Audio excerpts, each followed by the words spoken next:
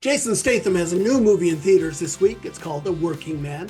Although, let's be honest, most of his films should have a generic title like A Kick-Butt Man, because all of his films would kind of follow the same plot. That's not necessarily a bad thing. I kind of like Jason Statham movies. I'm Sean McBride, the movie guy, and today let's talk about that Working Man.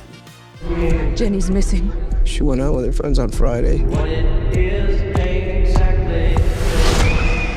The police don't have the resources to work these cases. They take a report and forget about it. Please, find our daughter.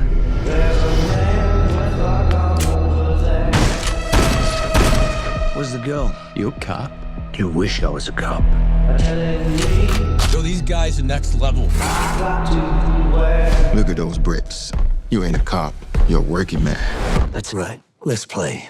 In A Working Man, Statham plays, well, a working man who's just trying to get his life back on track after his time in the military. The main story kicks off when his boss's daughter, who's played by Ariana Rivas, goes missing. And wouldn't you know it, it's Russian mobsters and human trafficking. I mean, have these guys never seen a Jason Statham movie? The last thing you want to do is make this man angry. And so our hero sets off to track down the bad guys who took the girl. And I'd say he basically goes to war against the mobsters, but it's really not much of a fight. Statham beats everybody into oblivion, and then he heads out to take down the next guy on his kill list before he can rescue the girl. Roll credits, the end. Look, I'm not even sure why I spent so much time talking about the story here, because these stories don't matter. These movies of Statham's are really just a series of connective tissue to get you from one brawl to the next one. I will say though, it's kind of interesting because this one's written by Sylvester Stallone, and the movie seems kind of flimsy. I mean, it's just not the best effort story-wise. Part of the problem is that none of the bad guys put up much of a challenge here.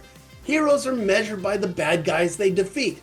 And if everybody's so easy to knock down, then we're not really impressed by the hero's efforts. And that's a shame because Statham is very good in these type of movies. He's great at playing these average Joe characters with dark secrets that you don't want to mess with. And of course, the man is very good at the hand-to-hand combat stuff. I mean, that's the whole point of a Jason Statham movie after all. Show me the fighting. Now this is a re-collaboration with director David Ayer. He's usually a pretty good director, but this one had some odd technical issues. The cinematography seemed overly dark at times. It's just not cut very well. Some of the scenic elements are off-putting, and the film does feel a little long. So look, I enjoyed these movies on a visceral kick-butt level. Statham's always a lot of fun, but this won't go down as one of his best. I give A Working Man 2 stars out of 4. Look, I still enjoyed the film. It's just kind of an unexpected miss. It's not bad, it's just not as good as I had hoped it would be. Let's hope they get their things back on track because they're teaming up once again for The Beekeeper 2, a film that I am very interested in seeing. Hey, but what do you think? Comment below. And don't forget, subscribe so you always get these reviews. You can follow me on social media. And of course, if you want a deeper dive into these films, you can catch my weekly podcast where my friend Joe Fryer and I go into more detail on all of the week's big new movies. Just search for Two Movie Guys wherever you get your podcasts. Still got a couple more movies to talk about from this weekend. One of them is reportedly very good, and one of them is reportedly very not good. My take's coming up next. I'll see you then. Thanks for watching.